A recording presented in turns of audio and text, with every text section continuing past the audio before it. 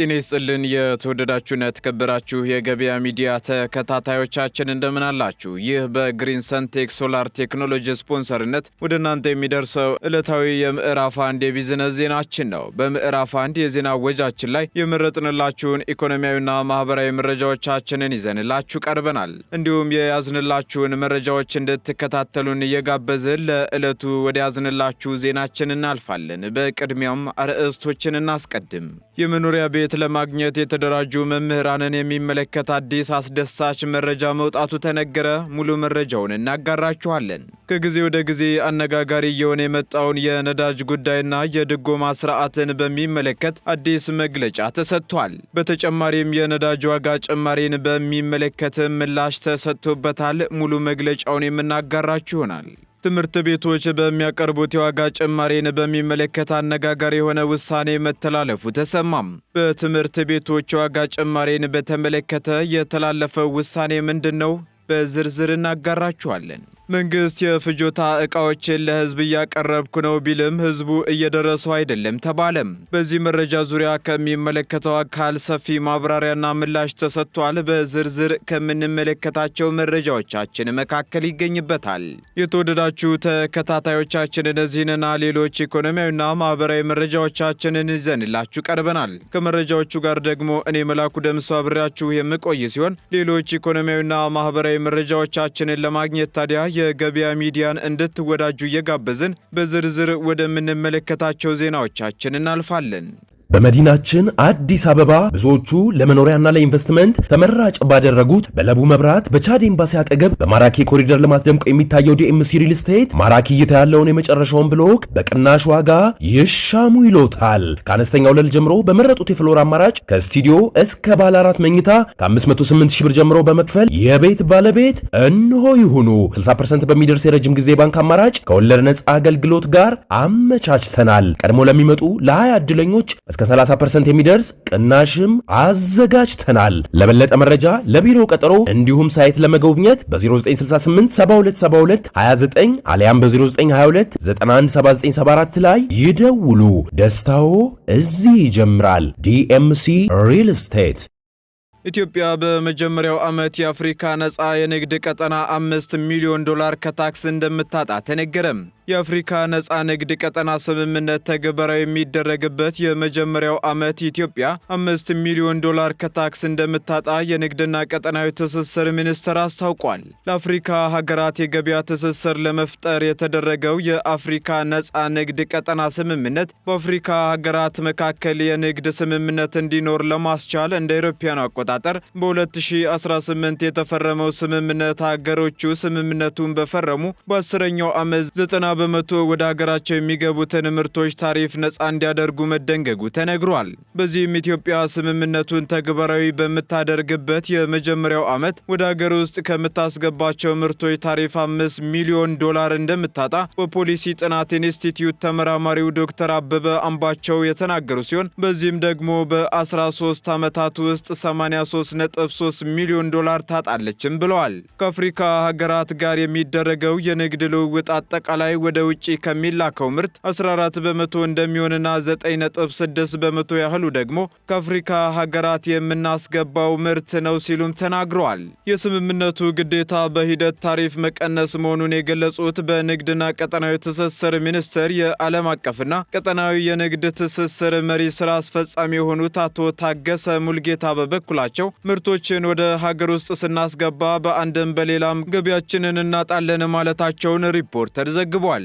ነገር ግን አጠቃላይ ስምምነቱ የገቢ ግብር እንዲያጣ ያደርጋል ማለት እንዳልሆነና በሚገኘው የገበያ ዕድል አማካኝነት በሚደረግ የንግድ ልውውጥ ከሚሳኩ ምርቶች የሚገኘው ገቢ ከፍተኛ እንደሆነ ተናግረዋል። በሌላ በኩል ስምምነቱን ተግባራዊ ለማድረግ ኢትዮጵያ ከፍተኛ ሚና መጫወቷን የገለጹት የንግድና ቀጠናዊ ትስስር ሚኒስትሩ ዶክተር ካሳሁን ጎፌ በበኩላቸው አሁን ላይ የትግበራ ሂደት ላይ እንደምትገኝ ገልጸዋል። በትግበራ ስትራቴጂው የተቀመጡ ዓላማዎች ከሀገር በቀል የኢኮኖሚ ሪፎርም አጀንዳዎች ጋር የተገናኙ በመሆናቸው ደግሞ ስምምነቱ ለሀገራዊ እድገት እንደሚጠቅም የንግድ አጋሮቻችንን ለማስፋትና በአፍሪካ አዳዲስ ዕድሎችን ለመፍጠር እንደሚያስችልም አመላክተዋል። የአፍሪካ ህብረት ኮሚሽን ለአይኤምኤፍ የአፍሪካን የዕዳ ጫናና ውክልና በተመለከተ ስጋቱን ገለጸ። በዚህም በአፍሪካ እየጨመረ ባለው የዕዳ ጫናና ዓለም አቀፍ የገንዘብ ድርጅት አይኤምኤፍ ውስጥ ባለው ውክልና ላይ ስጋታቸውን የአፍሪካ ህብረት ኮሚሽን ሊቀመንበሩ መሐመድ አሊ ዩሱፍ ተናግረዋል። ሊቀመንበሩ ትላንት በሮም በተካሄደው የ2025 የማቴ እቅድ ጉባኤ ጎን ለጎን ከአይኤምኤፍ ማኔጂንግ ዳይሬክተር ክሪስታሊና ጆርጂየቫ ጋር በሰጡት ምክክር ወቅት ይህንን አስታውቋልም ተብሏል። በውይይታቸውም የአፍሪካ ሀገራት ዕዳ ለመክፈል እየወጣ ባለው ከፍተኛ ወጪ ላይ ያላቸውን ጥልቅ ስጋት መግለጻቸውም ተነግሯል። ይህንን ተግዳሮትን በብቃት ለመፍታት ፍትሐዊ ዓለም አቀፍ የፋይናንስ ስርዓት በአስቸኳይ እንደሚያስፈልግ አጽንኦት ሰጥተዋልም ተብሏል። በተጨማሪም ሊቀመንበሩ በአይኤምኤፍ ውስጥ የበለጠ ሁሉን አቀፍ አስተዳደር እንዲኖር ጥሪ ማቅረባቸውን ካፒታል ጋዜጣ ዘግቧል። በተጨማሪም በተቋሙ ቁልፍ የውሳኔ አሰጣጥ መዋቅሮች ውስጥ የአፍሪካ ውክልና ዝቅተኛ መሆኑን አንስተዋልም ነው የተባለው። እንዲሁም የአፍሪካ ድምፅ ከፍ እንዲልና ፍትሐዊ ዓለም አቀፍ የፋይናንስ አስተዳደር እንዲኖር የታለሙ ሰፋፊ ማሻሻያዎችን በድጋሜ እንደጠየቁ ተነግሯል። መንግስት የፍጆታ ዕቃዎችን ለህዝብ እያቀረብኩ ነው ቢልም ህዝቡ እየደረሰው አይደለም ተባለም። መንግስት የፍጆታ ዕቃዎችን ለህዝብ እያቀረበ መሆኑን ቢናገርም ከቅርብ ጊዜ ወዲህ ግን እየቀነሰ መምጣቱንና አልፎ አልፎም ህዝቡ በ3 ወራት አንዴ ብቻ እንደሚያገኝ የህዝብ ተወካዮች ምክር ቤት አባላት ጥያቄ አንስተዋል። የምክር ቤት አባላቱ ያነሱት ጥያቄ የንግድ ቱሪዝም ጉዳዮች ቋሚ ኮሚቴ ዝቅተኛ ገቢ ያላቸውን ዜጎች እንደ ዘይትና ስኳር ያሉ ሸቀጦችን ለመደገፍ የያዘውን በጀት ፍላጎትን መሰረት አድርጎ ለምን አይደግፍም ብለዋል። አባላቱ አክለውም የነጻ ገበያ ስርዓትንም ቢሆን ዝቅተኛ ገቢ ያለው ዜጋ ሊደጎምና ሸምቶ ሊኖር ይገባዋል ሲሉ ጥያቄ ማንሳታቸውም ተነግሯል። በዚህም ደግሞ የመሰረታዊ ሸቀጦች አቅርቦት ላይ ህዝቡ አምርሮ የሚያነሳቸው ጉዳዮች መሆናቸውንና የምግብ ዘይትና ስኳር ስርጭት ከተቋረጠ 2 ዓመታት መሆኑን አረጋግጠናል ያሉት አባላቱ በመንግስት ድጎማ የሚቀርቡ ዕቃዎች ተቋርጠዋል ሲሉ ጠይቀዋል። ለተነሱ ጥያቄዎች ምላሽ የሰጡት የንግድና ቀጠናዊ ትስስር ሚኒስትሩ ዶክተር ካሳሁን ጎፌ በበጀት ዓመቱ መጀመሪያ ወር ከፍተኛ የሚባልና የሸማች ማህበረሰቡን ጥቅም የሚጎዳ ተገቢ ያልሆነ የዋጋ ጭማሪና ጸረ ውድድር ተግባራት አዝማሚያዎች በስፋት የተስተዋሉበት ወቅት እንደነበር አልሸሸጉም። ነገር ግን በቁጥጥር ስራው ህገወጥ ተግባራትን ሲፈጽሙ በተገኙ 110 ሺህ በላይ የንግድ ድርጅቶች ወይንም ነጋዴዎች ላይ አስተዳደራዊና ህጋዊ እርምጃ ተወስዷልም ብለዋል። የኑሮ ውድነት ጫናን ለመቀነስና የንግድ ስርዓቱን የተሳለጠ በማድረግ እንዲሁም በመደገፍ በገበያ ውስጥ በቂ ፍጆታ ለማቅረብ በተመረጡ የፍጆታ ዕቃዎች በተለይም በምግብ ዘይትና ስኳር በነጻ ገበያው በአማካኝ በየወሩ 76 ሚሊዮን ሊትር ዘይትና 572 ሺህ ኩንታል ስኳር ሲቀርብ መቆየቱን ተናግረዋል። ዶክተር ካሳሁን አክለውም በቅባት እህሎች በጥራጥሬና በጫት ምርቶች ላይ የወጪ ንግድ መቀነሱን ጠቅሰው የቅባት እህልና ጥራጥሬ እህሎችም የዓለም ፍላጎትና ዋጋ መቀነሱ ደግሞ አምራች አካባቢዎች የጸጥታ ችግር በመኖሩና ወደ ገበያው ለማቅረብ እንቅፋት በመሆኑ የኮንትሮባንድ ንግድን በተሟላ ሁኔታ መቆጣጠር አልቻለም ብለዋል። በዚህም ምክንያት በዓለም አቀፍ ደረጃ የተከሰተው የታሪፍና የንግድ ጦርነት የገበያውን ዋጋ በፍጥነት እንዲዋዥቅና ተገማች እንዳይሆን ማድረግ የሚሉትን እንደ ምክንያትነት አንስተዋል። የአዲስ አበባ ትምህርት ቢሮ የግል ትምህርት ቤቶች በሚያቀርቡት የዋጋ ጭማሪን በሚመለከት አነጋጋሪ የሆነ ውሳኔ ማስተላለፉ ተሰማ። በዚህም ትምህርት ቤቶች ባቀረቡት የዋጋ ጭማሪ ፕሮፖዛል ላይ ከወላጆች ጋር መግባባት ላይ መድረስ ካልተቻለ ባለስልጣኑ ውሳኔ የሚሰጥ ይሆናልም ብሏል። በአዲስ አበባ ከተማ አስተዳደር ስር የሚገኙ 1227 የግል ትምህርት ቤቶች በ2018 ዓ.ም የትምህርት ዘመን እስከ 65 በመቶ ድረስ የትምህርት ቤት ክፍያ ጭማሪ እንዲያደርጉ እንደተፈቀደላቸው መነገሩ ይታወሳል። በዚህም ጭማሪውን ተከትሎ የአዲስ አበባ ከተማ መስተዳደር ትምህርት ቢሮ የትምህርት አገልግሎት ክፍያ ጭማሪ ዙሪያ የግል ትምህርት ቤቶች ወላጆችን ለማወያየት ሲጠሩ ወላጆች በመገኘት ሊወያዩ እንደሚገባ ማሳሰቢያም ሰጥቷል።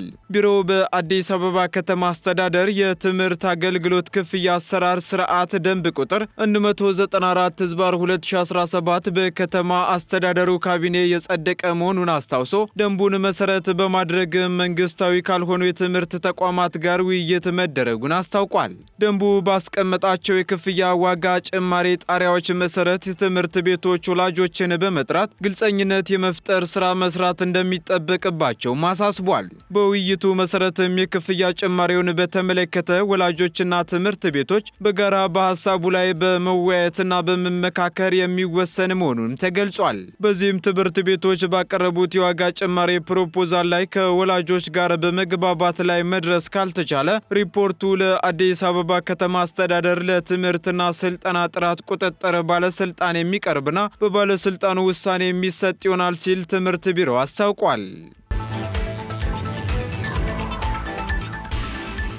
የንግድና ቀጠናዊ ትስስር ሚኒስቴር የነዳጅ ዋጋና የድጎማ ስርዓትን አስመልክቶ አዲስ መግለጫ ሰጠም። በመግለጫውም በነዳጅ ማደያዎች ላይ ያልተገባ ወረፋ እየተስተዋለ ያለው በማህበራዊ ሚዲያ በተሰራጨው የተሳሳተ መረጃ ነው ብሏል። መንግስት በሀገር ውስጥ ያለውን የነዳጅ ዋጋ ከ2014 ዓ.ም ጀምሮ ያደርግ የነበረውን የጥቅል ድጎማ በሂደት በመቀነስ እስከ ሰኔ 2016 ዓ.ም መጨረሻ ድረስ ከድጎማ ስርዓት በማውጣት በዓለም ገበያ ልክ እንዲሆን ማድረጉን አንስቷል። ሆኖም ግን መንግስት ተግባራዊ ያደረገውን የማክሮ ኢኮኖሚ ማሻሻያ ተከትሎ የውጭ ምንዛሬ መጠን በማደጉ ደግሞ የሀገር ውስጥ የነዳጅ ዋጋ ጭማሪ ማሳየቱንም ገልጿል። ይህ በመሆኑ መንግስት ዝቅተኛ የህብረተሰብ ክፍል ኑሮ እንዳይጎዳ በማሰብም ከሐምሌ 2016 ዓ.ም ጀምሮ የጥቅል ድጎማ አድርጎ በማቅረብ ላይ እንደነበርም ገልጿል። ሆኖም ግን ከጎረቤት ሀገራት ጋር ያለው የነዳጅ ምርቶች ዋጋ ልዩነቱ ሰፊ ስለሆነ ለኮንትሮባንድና ህገ ወጥ ግብይት እንዳይጋለጥ ከማድረጉም በተጨማሪ በመንግስት ላይ ያለው ጫና በከፍተኛ ሁኔታ በማደጉ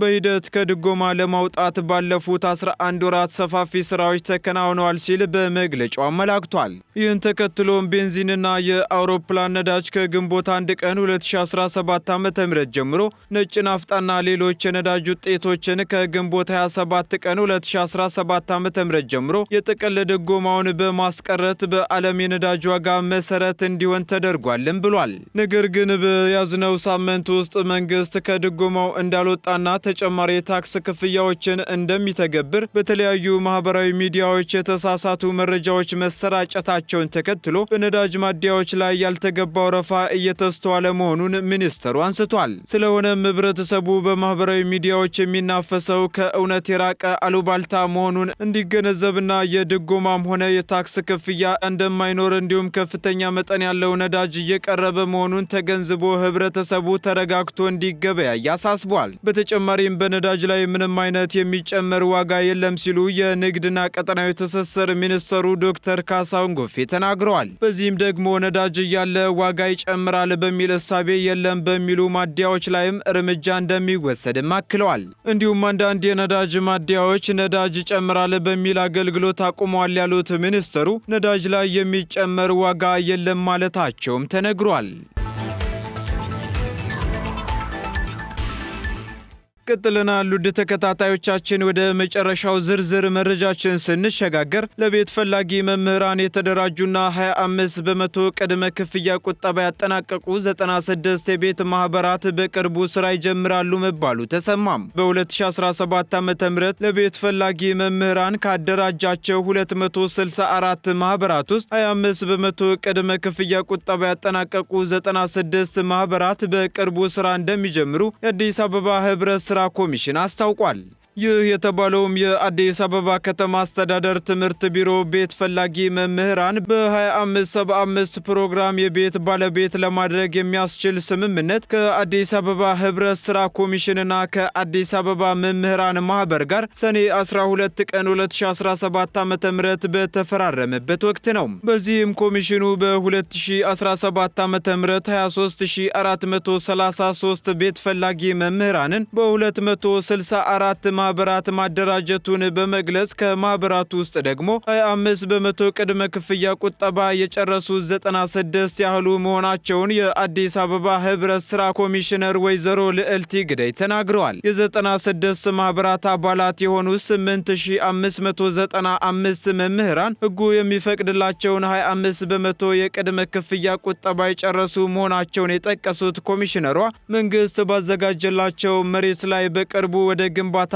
መግባት እንደሚችሉ ገልጸዋል ሲል ሪፖርተር አስነብቧል። እንዲሁም ቀሪዎቹ 168 ማህበራት ደግሞ 25 በመቶ የቅድመ ቁጠባቸውን ቀስ በቀስ በመጨረስ ወደ ስራ ለመግባት መወሰናቸውንም አክለዋል። ከዚህ በፊት ቤት ለማግኘት የሚቀመጠውን ቅድመ ቁጠባ መጨረስ ግዴታ መሆኑን ያስታወሱት ወይዘሮ ልዕልቲ መምህራን ግን ልዩ ሁኔታ ተሰጥቷቸው ቅድመ ቁጠባቸውን ቀስ በቀስ እያሟሉ ወደ ስራ እንዲገቡ እንደተፈቀደላቸውና እየተደራጁ እንደሆነም ጠቁመዋል። በቀጣይ በማህበር የተደራጁ መምህራን በየክፍለ ከተሞቹ በተከፈቱ 11 የኢትዮጵያ ንግድ ባንክ ቅርንጫፎች ዝግ አካውንቶችን ከመክፈት ጀምሮ መተዳደሪያ ደንቦችን አጽድቀው ህጋዊ ሰርተፊኬት መውሰድ እንደሚጠበቅባቸው አስረድተዋል። በዚህም የኢትዮጵያ ንግድ ባንክ በ2575 መርሃ ግብር ለመምህራን ቅድሚያ በመስጠት በዝቅተኛ የወለድ መጠን ብድር ማመቻቸቱንና የከተማ አስተዳደሩም ከሊዝ ነፃ መሬት ለማቅረብ ዝግጅት ማጠናቀቁን የአዲስ አበባ ከተማ አስተዳደር ትምህርት ቢሮ ኃላፊ ዶክተር ዘላለም ሙላቱ ለመገናኛ ብዙሃን ተናግረዋል። በተጨማሪም ከአዲስ አበባ ከተማ ቤቶች ልማትና አስተዳደር ቢሮ ጋር በመሆንም የመምህራንን የመግዛት አቅም ያገናዘበ የቤት ግንባታ በማከናወን እነሱንም ተጠቃሚ ለማድረግ እየተሰራ መሆኑን ገልጸዋል ሲል ዘገባው አክሏል። የተወደዳችሁ ተከታታዮቻችን ለምዕራፍ አንድ ያዝንላችሁ ኢኮኖሚያዊና ማህበራዊ መረጃዎቻችንን እዚሁን ይመስሉ ነበር። አዳዲስ እንዲሁም ትኩስ ኢኮኖሚያዊና ማህበራዊ መረጃዎቻችንን ለማግኘት ታዲያ ገበያ ሚዲያን እንድትወዳጁ እንጋብዛለን። ሰናይ ጊዜን ተመኘን። በመዲናችን አዲስ አበባ ብዙዎቹ ለመኖሪያና ለኢንቨስትመንት ተመራጭ ባደረጉት በለቡ መብራት በቻድ ኤምባሲ አጠገብ በማራኪ ኮሪደር ልማት ደምቆ የሚታየው ዲኤምሲ ሪል ስቴት ማራኪ እይታ ያለውን የመጨረሻውን ብሎክ በቅናሽ ዋጋ ይሻሙ ይሎታል። ከአነስተኛ ወለል ጀምሮ በመረጡት የፍሎር አማራጭ ከስቱዲዮ እስከ ባለ 4 መኝታ ከ508 ሺህ ብር ጀምሮ በመክፈል የቤት ባለቤት እንሆ ይሁኑ። 60% በሚደርስ የረጅም ጊዜ ባንክ አማራጭ ከወለድ ነፃ አገልግሎት ጋር አመቻችተናል። ቀድሞ ለሚመጡ ለ20 ዕድለኞች እስከ 30% የሚደርስ ቅናሽም አዘጋጅተናል። ለበለጠ መረጃ ለቢሮ ቀጠሮ እንዲሁም ሳይት ለመጎብኘት በ0968 7272 29 አሊያም በ0922 917974 ላይ ይደውሉ። ደስታው እዚህ ይጀምራል። ዲኤምሲ ሪል ስቴት